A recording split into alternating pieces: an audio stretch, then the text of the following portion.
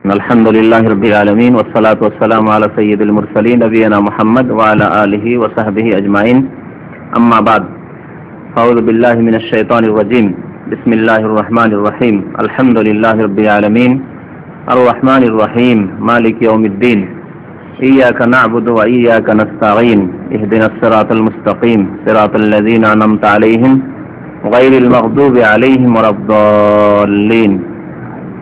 মহান আল্লাহর সমস্ত প্রশংসা, দরুদ ও সালাম নাযিল হোক প্রিয় নবী মুহাম্মদ রাসূলুল্লাহ সাল্লাল্লাহু আলাইহি ওয়াসাল্লামের উপর। আল্লাহুম্মা সাল্লি আলাইহি আল্লাহুম্মা বারিক আলাইহি।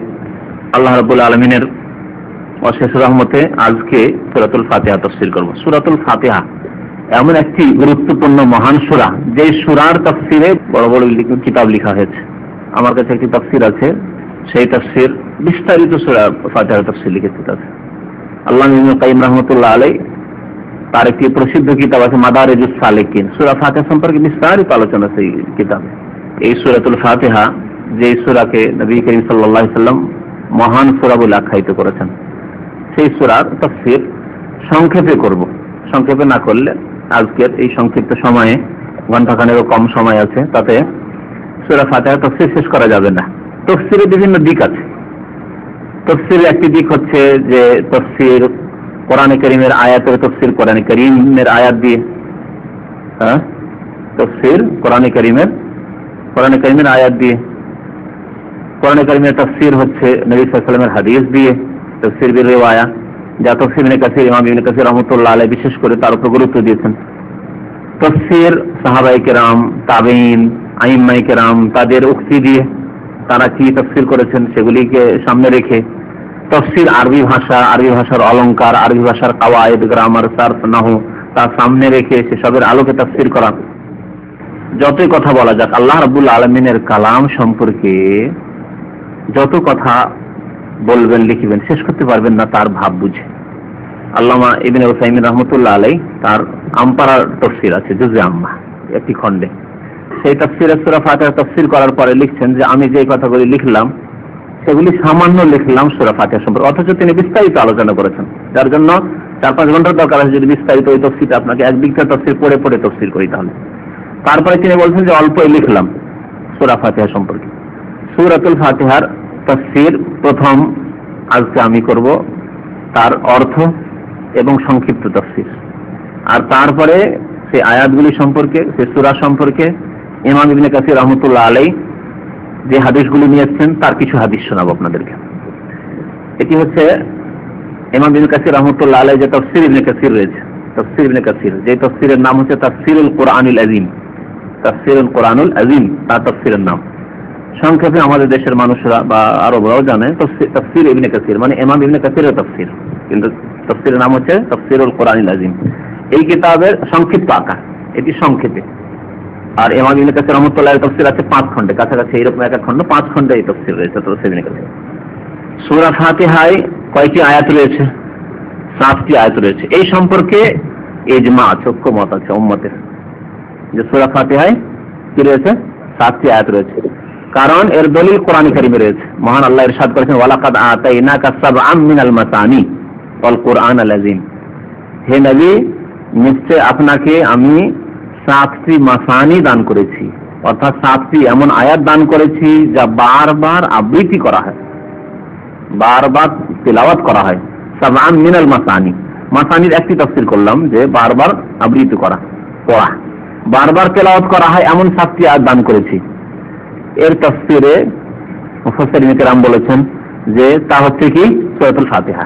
কারণ সূরা ফাতিহা এমন একটি সূরা যা নামাজে বারবার কি করা হয়? পাঠ করা হয়। প্রত্যেক রাকাতে সূরা ফাতিহা পড়া হয়। কিছু রাকাত আছে যেমন তৃতীয় চতুর্থ রাকাত, সেই রাকাতগুলিতে সূরা ফাতিহা অন্য কোনো সূরা পাঠ করা হয় না। তারপর অন্য সূরা সম্পর্কে যে কোনো সূরা পড়তে পারেন, যে কোনো সূরা থেকে কিছু আয়াত পড়ে নিতে পারেন। কিন্তু সূরা ফাতিহা এমন একটি সূরা যে সূরা প্রত্যেক রাকাতে কি করতে হবে? পড়তে হবে। তাহলে বারবার পাঠ করা হয়। মাসানির তাফসীর, মাসানির কেউ কেউ তাফসীর করেছেন যাতে আল্লাহর সানা রয়েছে, গুণগান রয়েছে, সানা থেকে মাসানি। 7টি এমন আয়াত যাতে আল্লাহ রাব্বুল আলামিনের গুণগান রয়েছে। সে 7টি আয়াত কি? সূরা ফাতিহার আয়াতগুলি, সব আমিনাল মাসানি। তাহলে বোঝা গেল যে সূরা ফাতিহায় 7টি আয়াত রয়েছে, তা হচ্ছে এই সূরা ওয়াল কোরআন আল আযীম, এবং মহান কোরআন আল্লাহ রাব্বুল আলামিন দান করেছেন। এই সূরা ফাতিহাকে কোরআনে আযীম বলে আখ্যায়িত করা হয়েছে। আয়াত 7টি আয়াত আছে, কিন্তু 7টি আয়াতের মধ্যে বিসমিল্লাহির রহমানির রহিম শামিল কিনা এ হচ্ছে একটি বিষয়, যে বিষয় নিয়ে ইখতিলাফ রয়েছে, মতানৈক্য রয়েছে। একদল আইম্মায়ে কেরাম বলেছেন যে বিসমিল্লাহ প্রত্যেক সূরার অংশ সূরা তওবা ছাড়া, কারণ সূরা তওবাতে বিসমিল্লাহ নেই, আছে কি? সূরা তওবা ছাড়া বাকি সমস্ত সূরার অংশ ওই রকমই সূরাতুল ফাতিহারও অংশ, সূরা ফাতিহার অংশ এবং অন্যান্য সূরারও অংশ হচ্ছে কি বিসমিল্লাহির রহমানির রহিম। একদল আইম্মায়ে কেরাম বলেছেন। আর একদল আইম্মায়ে কেরাম বলেছেন, তাদের অন্যতম ইমাম আবু হানিফা রাহমাতুল্লাহ আলাইহি এবং ইমাম আহমদ রাহমাতুল্লাহ আলাইহির একটি রিওয়ায়াত, তারা বলেছেন যে বিসমিল্লাহ সূরা ফাতিহারও অংশ নয়, আর বিসমিল্লাহ অন্য সূরারও অংশ নয়, শুধু সূরা নামল ছাড়া। কারণ সূরা নামলের ভিতরেই বিসমিল্লাহির রহমানির রহিম রয়েছে সুলাইমান আলাইহিস সালাতু ওয়াস সালামের ঘটনায়। চিঠি যে লিখেছিলেন বিলকিস রানীকে, ইন্নাহু মিন সুলাইমান ওয়া ইন্নাহু বিসমিল্লাহির রহমানির রহিম, এই কিতাব অর্থাৎ চিঠি, আরবিতে কিতাব মানে চিঠি, এই চিঠি হচ্ছে পত্র হচ্ছে মিন সুলাইমান, সুলাইমান আলাইহিস সালামের পক্ষ থেকে, ওয়া ইন্নাহু, আর এই পত্র শুরু হচ্ছে আল্লাহ রাব্বুল আলামিনের নামে, যিনি রহমান যিনি রহিম, ওয়া ইন্নাহু বিসমিল্লাহির রহমানির রহিম। এখানে বিসমিল্লাহির রহমানির রহিম যে কোরআনের অংশ, এতে কোনো ইখতিলাফ নেই। তাহলে একটি কথা জানেন, কোরআনে কারীমের অংশ বিসমিল্লাহ, এতে কোনো দ্বিমত নেই, ঠিক না? কোরআনে কারীমের অংশ এটি একমত। বিসমিল্লাহির রহমানির রহিম অন্যান্য সূরার অংশ কিনা, সূরা ফাতিহার অংশ কিনা, এতে রয়েছে দ্বিমত। একদল আইম্মায়ে কেরাম বলেছেন যে না, সেটি হচ্ছে প্রত্যেক সূরার অংশ, সূরা তাওবা ছাড়া। আর একদল বলছেন যে না, সূরা ফাতিহার অংশ নয় আর অন্যান্য সূরারও অংশ নয়। কারণ সূরা ফাতিহাতে কি রয়েছে? 7টি আয়াত রয়েছে। বিসমিল্লাহির রহমানির রহিমকে যারা সূরার অংশ, সূরা ফাতিহার অংশ ধরেছে, তারাও 7 আয়াত স্বীকার করেছে। আর যারা বলেননি যে বিসমিল্লাহির রহমানির সূরা ফাতিহার অংশ, তারাও 7 আয়াত বলেছেন। তাহলে এই ভাগটি কেমন করে হবে? দেখুন, বিসমিল্লাহির কারো কাছে কোরআনে কারীম থাকলে বিসমিল্লাহির রহমানির রহিমের পরে কি 1 নম্বর দিয়েছে? দেখেন, আয়াত নম্বর দিয়েছে, বিসমিল্লাহ 1 নম্বর দিয়েছে, তাহলে 1 আয়াত হয়ে গেল। আলহামদুলিল্লাহি রাব্বিল আলামিন 2 নম্বর, আর রহমানির রহিম 3, মালিক ইয়াউমিদ্দিন ইয়্যাকা না'বুদু ওয়া ইয়্যাকা নাস্তাঈন ইহদিনাস সিরাতাল মুস্তাকিম 6, সিরাতাল লাযীনা আন'আমতা আলাইহিম গায়রিল মাগদুবি আলাইহিম ওয়ালাদ-দাল্লিন। শেষ আয়াতটি বেশি লম্বা আয়াত হয়ে যাচ্ছে, তাহলে ঠিক না? এইভাবে 7 আয়াত তারা করেছেন। আর যারা বলছেন যারা বিসমিল্লাহির রহমান সূরা ফাতিহার অংশ নয়, তারা বলেছেন যে বিসমিল্লাহির রহমান আলাদা, প্রত্যেক সূরার প্রথমে আছে, কিন্তু সূরা আরম্ভ হচ্ছে কোত্থেকে? আলহামদুলিল্লাহি রাব্বিল আলামিন আর রহমানির রহিম মালিক ইয়াউমিদ্দিন ইয়্যাকা না'বুদু ওয়া ইয়্যাকা নাস্তাঈন ইহদিনাস সিরাতাল মুস্তাকিম সিরাতাল লাযীনা আন'আমতা আলাইহিম, এটা আছে গায়রিল মাগদুবি আলাইহিম ওয়ালাদ-দাল্লিন। 7 আয়াত হলো এখানে। তাহলে শেষ আয়াতটিকে কেউ 2 ভাগ করেছে, আর কেউ বলছেন না, একটি আয়াত। কোনটি বেশি সহিহ? এই ক্ষেত্রে যারা যেটাকে বেশি সহিহ মনে করেছে, তারা নিজেদের দলিল দেওয়ার চেষ্টা করেছে।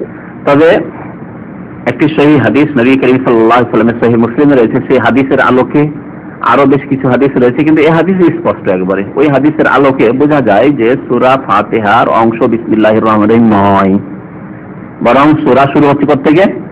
আলহামদুলিল্লাহি রাব্বিল আলামিন থেকে। এই জন্যই বিসমিল্লাহ উচ্চ স্বরে পড়া হয় না। যদি বলা হয় বিসমিল্লাহ সূরা ফাতিহার অংশ, তাহলে তেলাওয়াতে বিসমিল্লাহকে কি করতে হয়? জোরে পড়তে হয়, ঠিক আছে? এজন্য কিছু আইম্মা যেমন ইমাম শাফিঈ তারা বলেছেন যে বিসমিল্লাহ যেহেতু সূরা ফাতিহার অংশ, সেজন্য তাদের কাছে বিসমিল্লাহ কি করতে হবে? জোরে পড়তে হবে। দলিল এখন শুনেন, একটা মজবুত দলিল শুনেন যে বিসমিল্লাহ সূরা ফাতিহার অংশ নাই। নবী করিম সাল্লাল্লাহু আলাইহি ওয়াসাল্লাম বলেছেন যে আল্লাহ রাব্বুল আলামিন বলছেন হাদিসে কুদসি, কাসসামতু সালাতা বাইনি ওয়া বাইনা আবদি, এই হাদিসটি রয়েছে। হাদিস কাসসামতু সালাতা, আমি নামাজকে ভাগ করেছি। এখানে as-সালাত বলা হয়েছে আল ফাতিহা, সূরাতুল ফাতিহাকে। এই হাদিস এরও দলিল যে সূরা ফাতিহার একটি নাম হচ্ছে সূরাতুস সালাহ, সূরাতুস সালাহ। আল্লাহ বলছেন কি কাসসামতু সালাতা, হাদিসে কুদসি, আমি সালাতকে ভাগ করেছি, অর্থাৎ সূরা ফাতিহাকে ভাগ করেছি বাইনি, আমার মাঝে এবং আমার বান্দার মাঝে নিঃসয়নে অর্ধাঅর্ধি করে। ফাইযা ক্বালাল আবদু, সুতরাং বান্দা যখন বলে আলহামদুলিল্লাহি রাব্বিল আলামিন, বান্দা যখন বলে আলহামদুলিল্লাহি রাব্বিল আলামিন, কোথা থেকে শুরু করলেন আল্লাহ হাদিস কুদসিতে? আলহামদুলিল্লাহ থেকে। বিসমিল্লাহকে বললেন না। এক দলিল। 2 নম্বর শুনেন, কাল আল্লাহ, তখন আল্লাহ বলেন হামিদানি আবদি, আমার বান্দা আমার প্রশংসা করলো। ফাইদা কাল আল আবদু আর রহমানুর রহিম, যখন বান্দা পড়ে আর রহমানুর রহিম, তখন আল্লাহ বলেন আসনা আলাইয়া আবদি, আমার বান্দা আমার সানা গুণগান করলো।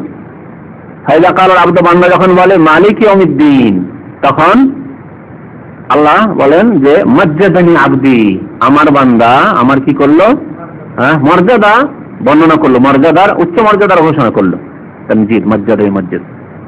তারপরে কি আছে, ফাইদা কাল আল আবদু ইয়্যাকা না'বুদু ওয়া ইয়্যাকা নাস্তাঈন, এর আগে কয় আয়াত হয়েছে?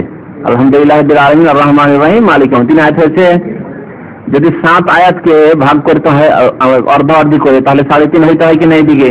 ফাইদা কাল আল আবদু, বান্দা যখন বলে ইয়্যাকা না'বুদু ওয়া ইয়্যাকা নাস্তাঈন, হে আল্লাহ তোমারই ইবাদত করি এবং তোমার কাছেই সাহায্য কামনা করি, তখন আল্লাহ বলেন হাযা বাইনি ওয়া বাইনা আবদি, এই আয়াতটি আমার এবং বান্দার মাঝখানে ভাগাভাগি। ইয়্যাকা না'বুদু আমার জন্য, আল্লাহ তোমারই ইবাদত করি, ইবাদত আমার জন্য বান্দা খাস করে দিল, এটি কার জন্য? আল্লাহর জন্য। ওয়া ইয়্যাকা নাস্তাঈন, হে আল্লাহ তোমার কাছে সাহায্য কামনা করি, বান্দা নিজের জন্য সাহায্য চাইলো, এটি বান্দার। ইয়্যাকা না'বুদু আল্লাহর জন্য, ইয়্যাকা নাস্তাঈন বান্দার জন্য। বলছেন আল্লাহ ওয়ালি আবদি মা সাআলা, আর বান্দাকে তাই দেব যা সে চাইবে। বান্দা চাইলে যে আল্লাহ তোমার কাছে সাহায্য চাই, সুতরাং আমি তাকে সাহায্য করব। তারপরে সবগুলি বান্দার। ইহদিনাস সিরাতাল মুস্তাকিম, আল্লাহ সহজ সরল পথ দেখাও, দুয়া বান্দাকে দেবেন আল্লাহ রাব্বুল আলামিন। সিরাতাল লাযিনা আন'আমতা আলাইহিম গায়রিল মাগদুবি আলাইহিম ওয়ালাদ দাল্লিন, এদিকে 3.5 হলো কি হলো না? তাহলে বোঝা গেল যে অর্ধেক করে যখন ভাগ করা হয়েছে সূরা ফাতিহাকে, আর অর্ধেক হচ্ছে এখানে এই আয়াত ইয়্যাকা না'বুদু ওয়া ইয়্যাকা নাস্তাঈন। যদি বিসমিল্লাহকে প্রথম আয়াত সূরার ধরে নেন, প্রথম আয়াত, তাহলে 3.5 কোথায় এসে হবে? গোলমাল হয়ে যাবে, এখানে গোলমাল হয়ে যাবে না? 3.5 এসে ইয়্যাকা না'বুদু তো পড়ে না, ইয়্যাকা না'বুদু 4.5 হয়ে যাচ্ছে, ঠিক না? তো সূরা ফাতিহার অংশ না, এটি সহিহ। শেখ ইবনে হুসাইন রাহমাতুল্লাহ আলাইহি তার এই আমপারার তাফসীরে এটিকে প্রাধান্য দিয়েছেন যে বিসমিল্লাহির রহমানির কোরআনে কারীমের তো অংশ, কিন্তু সূরা ফাতিহার অংশ নয়। এখন তাফসীর করা যাক, এদিকে কথা লম্বা না করি। প্রথম আয়াত হচ্ছে আলহামদুলিল্লাহি রাব্বিল আলামিন, সমস্ত প্রশংসা কার জন্য? সেই আল্লাহর জন্য। লিল্লাহ, সেই আল্লাহ, এই জন্য বলবো যে আল্লাহর গুণ এখানে বর্ণনা করা হচ্ছে, তারপরে সিফাত বর্ণনা করা হচ্ছে। শুধু লিল্লাহ পর্যন্ত থাকতে তার আল্লাহর জন্য, কিন্তু লিল্লাহি রাব্বিল আলামিন, রাব্বিল আলামিন আল্লাহর গুণ বর্ণনা করা হচ্ছে, সেজন্য সেই আল্লাহর জন্য সমস্ত প্রশংসা, যিনি বিশ্বজাহানের রব, প্রতিপালক, পালনকর্তা। রব মানে বাংলায় প্রতিপালক করতে পারেন, পালনকর্তা করতে পারেন। অনেক আমাদের দেশের অনুবাদকরা প্রভু করেছে, প্রভু না করে পালনকর্তা করেন, যিনি পালন করেন, প্রতিপালক এই করেন, তরজমা হয়ে গেল। এখন তাফসীর শুনেন, আয়াতের তাফসীর শুনেন। আলহামদু এর অর্থ কি করলাম? সমস্ত প্রশংসা, শুধু প্রশংসা নয়, কি বললাম? সমস্ত প্রশংসা। এই সমস্ত কথাটি কোত্থেকে আসলো? আল শব্দ থেকে। আলকে বলা হচ্ছে আলিফ লাম ইস্তিগরাকের, এগুলো হচ্ছে গ্রামার। নাহর আরবি গ্রামার হচ্ছে যে আলিফ লাম কয়েক প্রকারের, আলিফ লাম কয়েক প্রকারের। তার মধ্যে একটি হচ্ছে ইস্তিগরাকের অর্থ, অর্থাৎ যেই শব্দ, যেই ইসম, যেই শব্দের উপর, যেই কলেমার উপর আসবে তার মধ্যে ব্যাপক অর্থ নিয়ে আসবে। আলহামদু মানে সমস্ত প্রশংসা, হামদ মানে প্রশংসা, আর আলহামদু মানে সমস্ত প্রশংসা। যা আন্নাস মানে সমস্ত মানুষ এসেছে, যদি আলকে ইস্তিগরাকের জন্য নেন তাহলে সমস্ত প্রশংসা আল্লাহর জন্য। এই হামদ, হামদ প্রশংসা কাকে বলে? বাংলা ভাষায় তো প্রশংসা বুঝছেন, কিন্তু আরবি ভাষায় হামদ মানেও প্রশংসা হয়, আর মাদাহ মানেও প্রশংসা হয়, আর তার কাছাকাছি একটি অর্থ আছে শুকুর। 3টি শব্দ হলো তাহলে, হলো না? হামদ, মাদাহ আর শুকুর, 3টিতে পার্থক্য আছে। আপনার অনেক অনেক শুকরিয়া, সেগুলো বলি না শুকরিয়া। আল্লাহ রাব্বুল আলামিন লাখ লাখ শুকরিয়া। কেউ বলছেন আল্লাহ রাব্বুল আলামিন অশেষ শুকরিয়া, আবার কেউ বলছেন সমস্ত প্রশংসা আল্লাহর জন্য, আলহামদুলিল্লাহ। কেউ বলছেন আলহামদুলিল্লাহ, কেউ বলেন আল্লাহর শুকরিয়া। তো যে ব্যক্তি আলহামদুলিল্লাহ বললো সেও আল্লাহর শুকরিয়া আদায় করলো, আর যে বলে আল্লাহর শুকরিয়া বললো সেই ব্যক্তি আল্লাহর শুকরিয়া আদায় করলো। কিন্তু পার্থক্য আছে কিনা? পার্থক্য আছে। কি পার্থক্য আছে? মনে রাখবে পার্থক্য। হামদ এমন ক্ষেত্রে প্রশংসা করা, এমন ক্ষেত্রে প্রশংসা করা যেই ক্ষেত্রে আপনি যার প্রশংসা করছেন তার কাছ থেকে কিছু অবদান পেয়েছেন অথবা পাননি, সর্বক্ষেত্রে প্রশংসাকে হামদ বলা হয়। আল্লাহ রাব্বুল আলামিনের শুকরিয়া জ্ঞাপনের ক্ষেত্রে হামদের শিক্ষা দেওয়া হয়েছে, হামদ করার শিক্ষা দেওয়া হয়েছে।